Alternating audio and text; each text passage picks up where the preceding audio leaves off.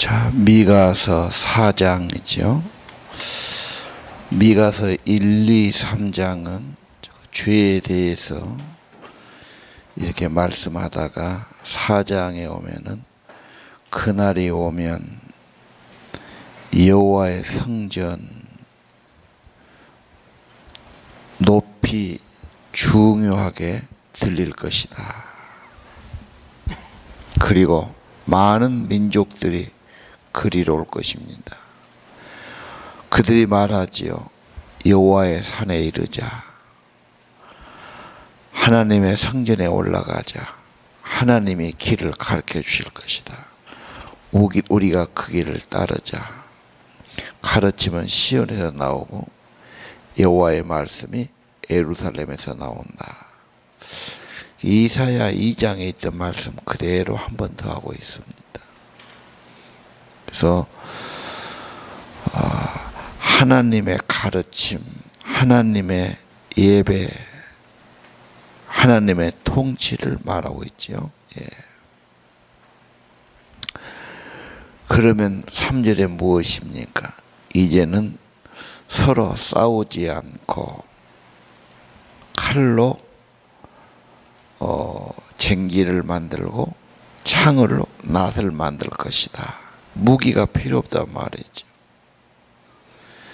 전쟁 없어지고 무기가 없어지고 연장이 만들어지고 서로 싸우지 않고 전쟁도 하지 않을 거다. 그럼 뭐합니까?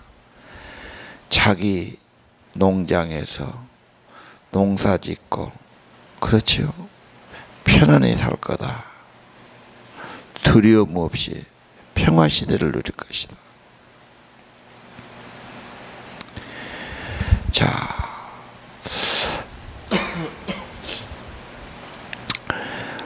사장은 하나님의 통치가 중요하다. 우상이 있고 탐욕이 있는 것이 아니고 인간이 왕이 된 것이 아니죠. 하나님이 왕이고 하나님의 통치가 되면 거기에는 정의가 있고 평화가 있다. 중요한 것은 많은 사람이 여호와 앞에 나와서 예배하고 가르침 받고 그 길을 따라 사는 거다. 죄는 빗나가는 거죠. 하나님께로 가지 않고 하나님을 떠나서 자기 좋을 대로 살아가는 탈선이다. 뒤틀렸다. 그 죄는 수치스럽고 어두운 것입니다. 그리고 죄는 결국은 심판을 받고 멸망을 가져오지요. 희망이 어디 있느냐? 하나님에게 있다. 하나님의 통치를 받는 거다. 특별히 가르침을 받는 거다. 싸우지 않고 평화롭게 살아가는 거다. 전쟁의 시대, 싸우고 죽이는 시대에는 이 말씀이 얼마나 중요하겠습니까? 싸우고 파괴되고 죽이고 그 비극이지요. 그래서 오늘 제목을 여호와가 이루실 평화다. 인간의 해답은 하나님의 통치에 있다. 여러분의 많은 걱정, 근심, 갈등도 하나님의 임재, 하나님 앞에 내려놓는 것, 하나님 앞에 무릎 꿇는 것, 하나님 앞에 자신을 드리는 것일 수 있습니다. 6절 이하 하나님의 가르침과 통치가 중요하다면 받는 백성이 중요하겠지요. 또 그날이 오면 그래서 미래지요. 하나님이 원하시는 그날입니다. 내게로 불러 모으겠다. 저는 사람, 쫓겨난 사람, 상처 입은 사람들 데려올 것이다. 그들을 세워주고 살려주고 강하게 만들겠다. 어떻게 해요? 여호와가 그들의 왕이 될 것이다. 어떤 왕입니까? 시온에서 경배를 받는 왕이시다고. 하나님은 능히 그렇게 할 수 있지요. 위로도 할 수 있고 힘도 줄 수 있고 치료도 줄 수 있습니다. 그래서 예수 우리 왕이여 이곳에 오소서, 우리가 늘 찬양하는 거죠. 인생의 해답은 하나님께서 왕이 되는 겁니다. 하나님께서 그들을 치유해 주시는 겁니다.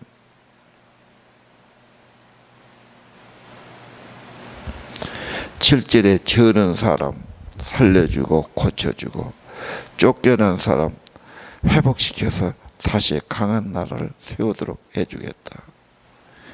여호와가 그들의 왕이 되는 겁니다. 예루살렘이 옛날에 그 영광을 회복한 나라가 될 거다. 왕의 권세가 회복될 거다. 오늘 언제나 회복은 하나님의 통치고 하나님의 임재고 하나님이 해주시는 겁니다. 인간에게서 얼마나 좋은 게 나오겠어요. 인간이 얼마나 그런 선함이 있고 능력이 있겠습니까? 9절 이하는 무엇을 말합니까? 왕이 없어졌을 때, 지도자가 없어졌을 때, 목자가 없어졌을 때, 양은 자기를 보호하는 목자가 없으면 아무 힘이 없지. 안전하지 못하지.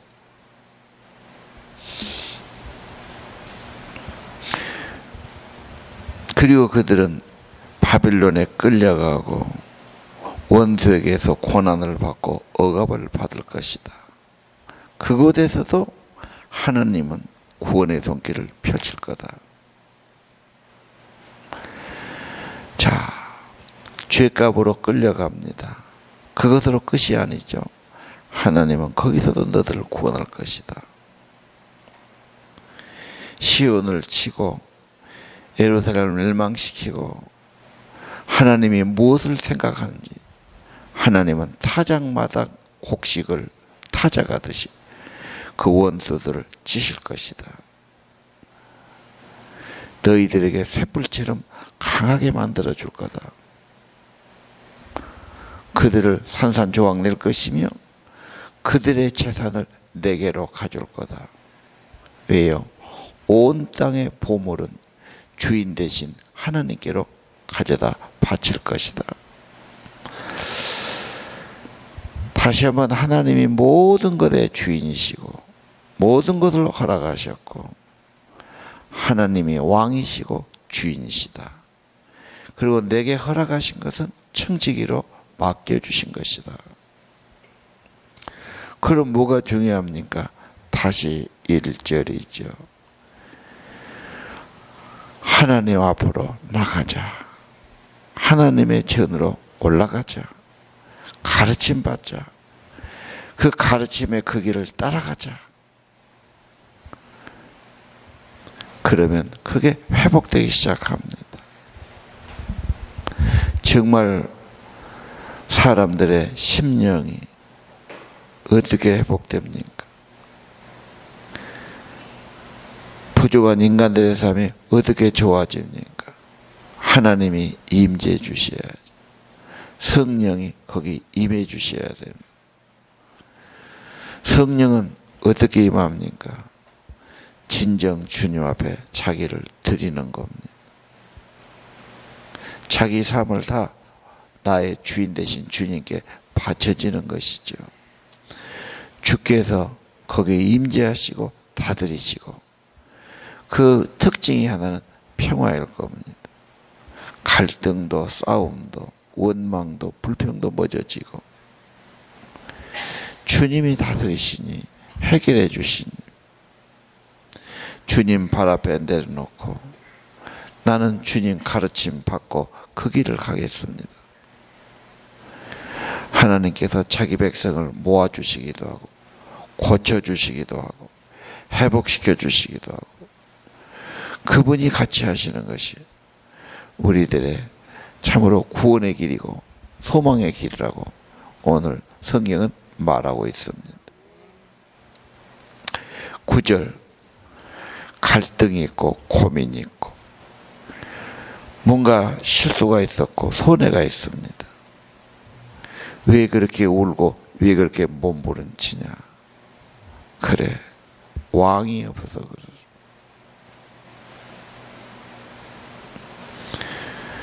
사람들은 많이 의심합니다.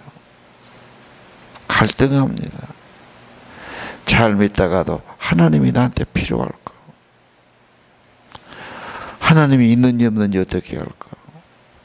하나님은 옛날에 하셨다지만 나한테도 그렇게 하실까? 별 생각을 다 하지요.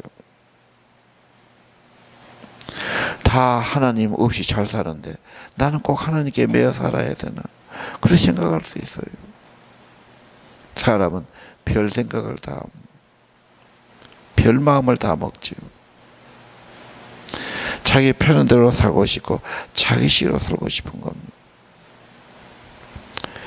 그러나 1, 2, 3장 자기라는 것은 자아고 물질의 우상이고 탐욕의 우상이고 다 그런 거 아니었습니다. 하나님이 기뻐하는 삶이 아니죠. 선도 아니고 정의도 아니었습니다.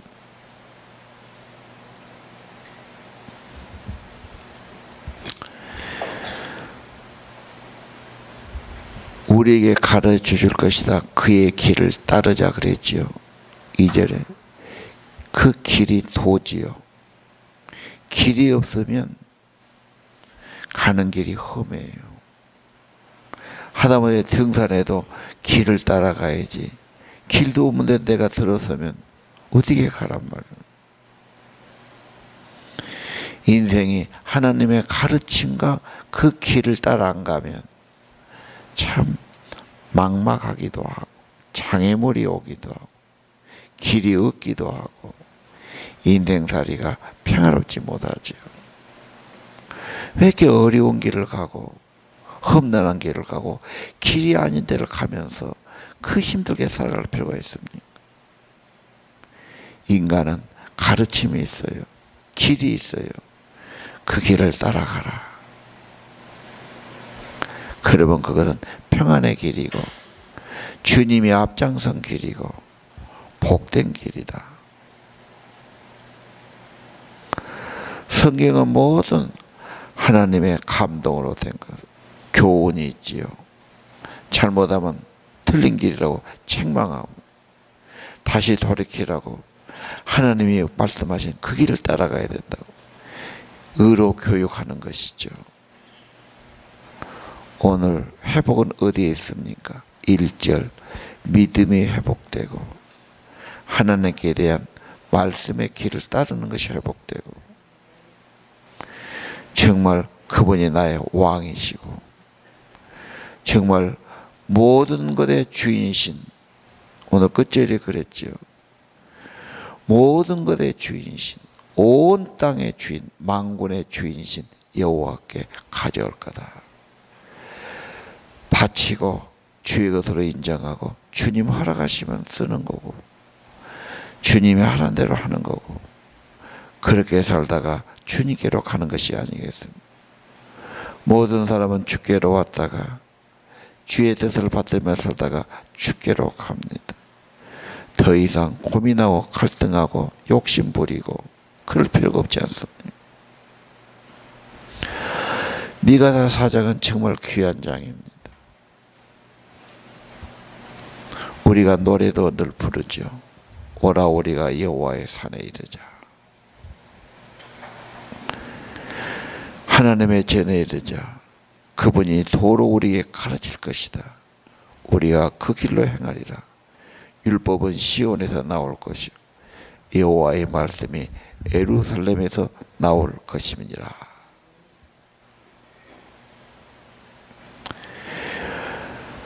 삼 절 주님이 판단하십니다. 주님이 꾸짖습니다. 주님이 심판하십니다. 내가 하려고 그렇게 했을 것도 없어요.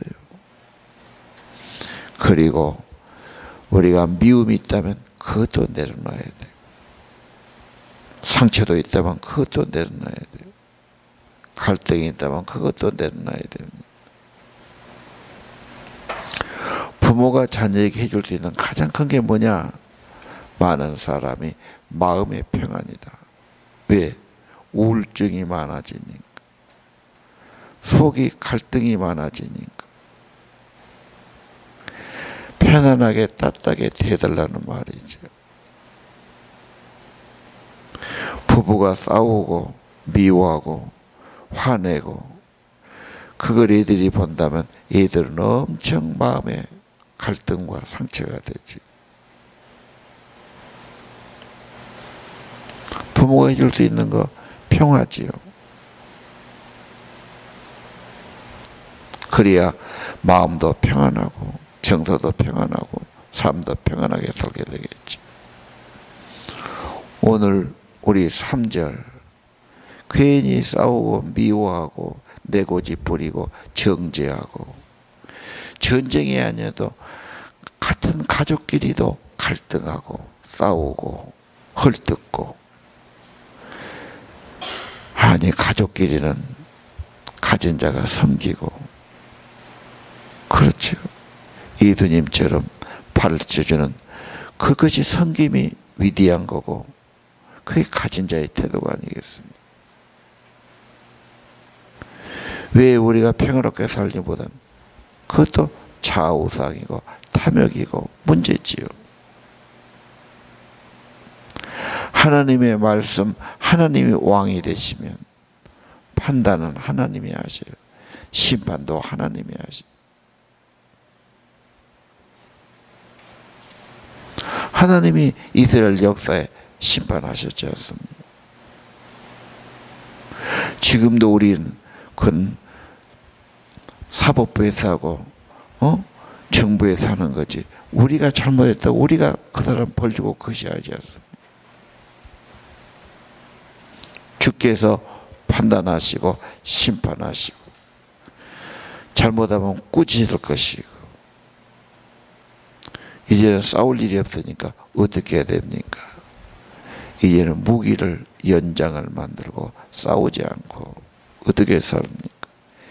내 가정에서 내 집에서 내 포도나무 무화과나무 아래에서 자기 일에 평안히 일하고 살 것이다.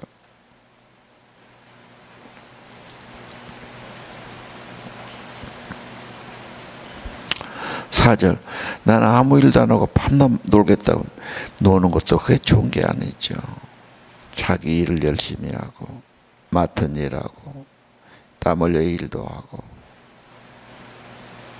그리고 5절 우리 하나님의 이름을 영원토록 따를 거다. 인생 살면서 어떻게 하면 좋을까? 어떻게 하면 잘 살까? 뭘 해야 될까? 자꾸 망설이고 고민하고 갈등할 필요 없어요. 가는 길은 확실합니다. 오늘 또 여호와 앞에 나갑시다. 여호와의 가르침을 받읍시다. 그 길을 따라갑시다. 그의 가르침이 주님 앞에 있습니다. 그리고 나는 여호와를 따라가겠습니다. 여호와를 본받겠습니다. 그분이 이 땅에 오신 예수님이십니다. 예수님을 본받는 삶을 살겠습니다. 주님의 통치, 주님의 임재, 주님의 왕권, 이것이 승리의 길입니다. 나는 모든 것을 주님께 드립니다. 내 생명도, 내 미래도, 내 꿈도 드립니다. 그리고 다시 받아서 합니다. 하루 허락하면 하루 사는 거고 1년 하면 1년 사는 겁니다. 만물이 주께로 나왔다가 주님을 위해 살다가 주님께로 돌아갑니다. 여호와가 이루실 평화라고 제목 잡았죠. 주님의 통치, 주님의 임재, 주님께 경배, 주님께 드림으로 여호와의 평화가 있기를 기도합니다. 기도합시다.